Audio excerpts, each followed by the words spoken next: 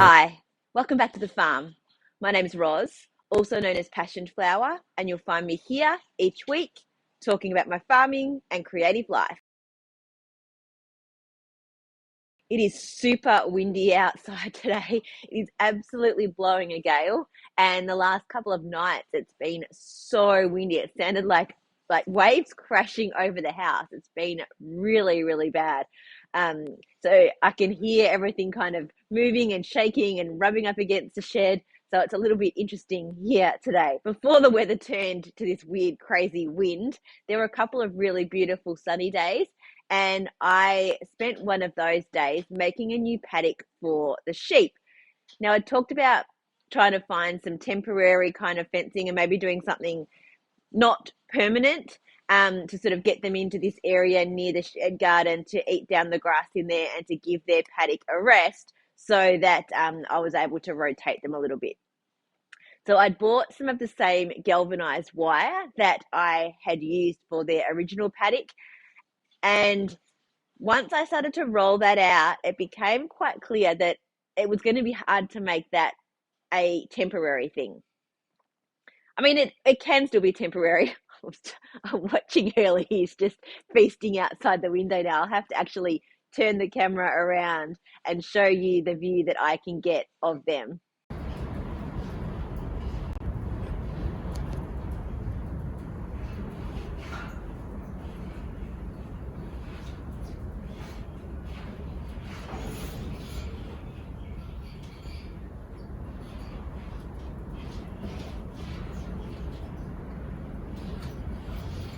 So yeah, as I started to roll out the wire, it became quite evident that that wasn't going to be an easy thing to wind back up and move around. So as I was doing the project, they're very distracting.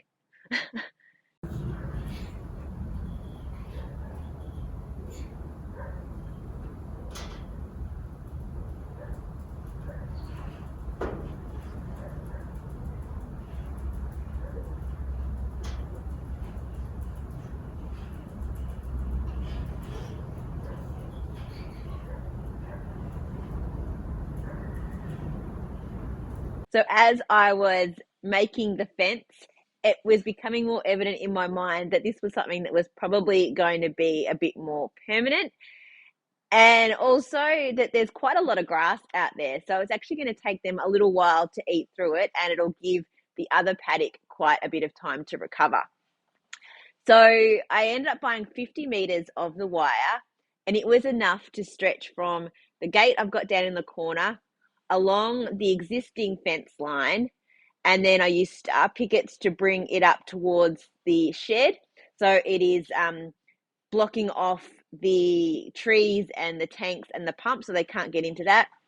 It comes along the front of the shed, just on the other side of my little gravel path, comes around in front of my garden seat, and then is closed off down to a gate, which I still need to put in, down at the corner of the other existing piece of fence line. I used the other piece of galvanized wire that was protecting the trees that they were eating along the other side of the fence line. So it's an completely enclosed, meshed paddock area. And then we got to near the end of this, and I'm like, well, we could just put a gate in and close it off, and that would be, we call it done, right? So we got them in, which was a bit tricky. So I got a bucket of grain, and I knew that they would follow me for grain. Well, I was hoping that they would. So I opened up the gate to their paddock and shook the grain, and both Pearly and Evie came to me straight away. Vito took a couple of steps outside the paddock and just started eating the grass right there. Evie came with me all the way into the new area and started to eat straight away. Hurley stopped and started to eat things in the garden, and Vito just didn't go anywhere. So then I'm like, this is going to be really hard. And then because none of the others came with her, Evie wanted to come back out again. So I tried to keep her in. Hurley then came over, but didn't really realize where the hole was, like the gate. So he was sticking his head through the wire to try and eat the grass on the other side. Um, Finally, I was able to get him around, and then I was able to block that off, gate it up with a pallet, and then get Vito like coaxed him in. I think once the other two were in, he felt like he was by himself, so he came pretty easily. So it was easy to kind of get them that way because they were being funneled into a smaller spot. But then I was thinking, I don't know how by myself, because I had someone helping me with that. I don't know how by myself I was going to go with getting them from that paddock back through the little shed garden and into their paddock through the big gate when there was going to be this big opening that was opened up to the rest of the larger stock run with no one to barricade it off or to like coax them in. So, like, there's got to be an easier way so that I can do this by myself. So, we came up with a little plan, and I think it's going to work really well. So, we've got a gate that closes off or can close off the shed garden grass area, and then a very narrow little stock run kind of like hallway path between the two paddocks to connect them up. And then we've like cut a hole in the original paddock fence, and we're going to put a gate in there. Then we can close off the shed garden grass, we can close off their paddock grass, and we can also close them off into this little run in case we need to work on their feet or put them somewhere if they need to be shorn, all of that kind of thing. So it's actually worked out fairly well. But yeah, it has become a permanent thing and not a temporary thing. And it happened really quickly. It was just as it was all kind of happening, it's sort of like, oh, we'll just cut the fence here and we'll put this here and move a gate there. And so I still have to put both of the gates in. At the moment, I've still got a pallet that's just sort of blocking off the shed garden area, but I'm letting them roam between the two at the moment. And what they tend to be doing is being in the grassed area when they want to eat, and even just sitting down in it when they want to rest. But then in the afternoons, I'm finding that they're moving back into their original paddock. They can sit in the sun there. They've got their big water trough there. There is water in the smaller area as well, but they've got their big water trough that they're comfortable with. They've got their shelter. So they seem to move back there in the afternoon and the evening. So they've got the benefit of both at the moment. But there could be times where I'll just shut them into the shed garden, and there could be times when I just shut them into their paddock. So I'm hoping that their paddock can start to recover now because they're not in there as much at the moment, and they're not eating the grass in there at the moment. So I'm going to see how I can manage these two paddocks. Maybe I'll end up doing a third. There's a spot that I could potentially add another paddock and then put another gate in that would be within this little stock run area so that I could manage them between three paddocks. So I don't know. We'll see how we go. Two should be enough for the time being. But, maybe my little sheep empire might get a little bit bigger. Who knows? I'm not sure that I've got enough paddock space for too many more sheep.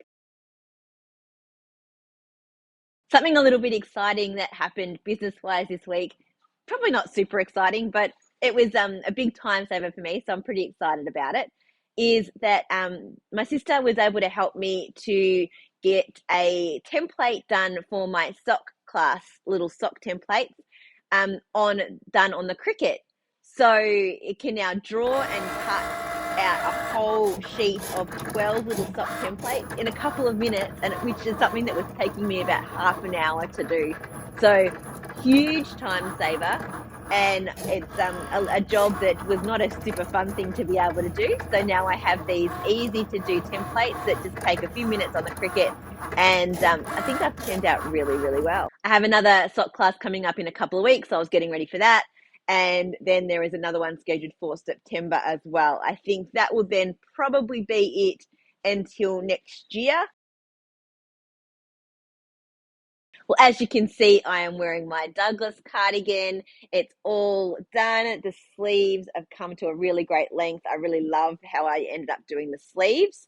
It is all blocked. Everything's woven in. All the ends are cut, and I even have the buttons on. The buttons I ended up choosing were the mother of pearl buttons. I did a little poll on Instagram, so thank you to everyone who participated in that. The mother of pearl were by far the favorite, and those were actually the ones that I was leaning to as well. So it was nice that my thoughts sort of matched with what everyone else was thinking. As I said, I'm not super happy with the front. I feel like it needed a little bit more fabric. I mean, there's plenty of room, but it's just, I'm not exactly sure that it has enough. And I had to block it quite severely to make it sit like this. I'm gonna stand up and show you. Yes, I am wearing tracksuit pants. Don't judge me. I'm in my shed at home, right? But you'll be able to get a better look of how it fits. So you can see pockets, back, got the drop sleeve. Yeah, it sort of puckers a little bit here. And I'm not sure that the back is sitting 100%. It sort of sits up a little bit, but I don't mind because that kind of keeps the back of my neck warm. But in the pattern photos, it sits much flatter, but I don't mind that it's reasonably high here. But I did have to block it quite severely to get the buttons to close, and I feel like it kind of needs a little bit more work to just settle it down a little bit. If I end up wearing it closed all the time, I may end up just popping a few stitches in it and leaving it as a closed cardigan. We'll see how we go. I'm leaving it closed mostly for the time being because it is a bit chilly, but also because I want it to sort of settle in where it needs to sit so that I can decide whether or not I need to do anything else in terms of blocking or, as I said, doing a couple little stitches if I decide that it'll be a closed cardigan. I did talk a lot about all the other modifications I made last week. I'm just happy that it's finished, and it is lovely and cozy and soft and is like a bit of a hug and something really nice to be wearing. So it will be something that I can enjoy wearing for the rest of this winter. One thing I didn't mention last week was how much yarn I ended up using. I dyed 6 balls of this denim color for this project, and I ended up with about 70 grams left out of the, was that 600 grams? So, and that includes my swatch. So it did eat up quite a lot of yarn because it is quite big and baggy. And I finished another project this week. I finished my Graham beanie that I was knitting out of Melbourne City Dye Works in the Shock Me colorway and Wagtail Yarns in the Var Teal Orchid colorway. And here it is. I think it's amazing how all the colors have turned out. So what I was doing was holding 2 strands double throughout. I just used 2 strands of the Shock Me to begin with, and then 2 strands of the Orchid, and then I held one of each, and then I alternated how I held them across the same row, and it's turned out so squishy and so colourful and so beautiful. I'm excited to wear my slouchy beanie. I've continued to work on my opal hearted socks. I cast off the first one. I just decided to do a little rolled hem rather than a ribbing, considering I was doing all that ribbing on the Graham beanie.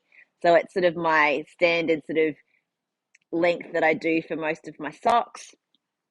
And I only cast this on yesterday, and I'm already about halfway through the foot. So zooming along on the second one as well.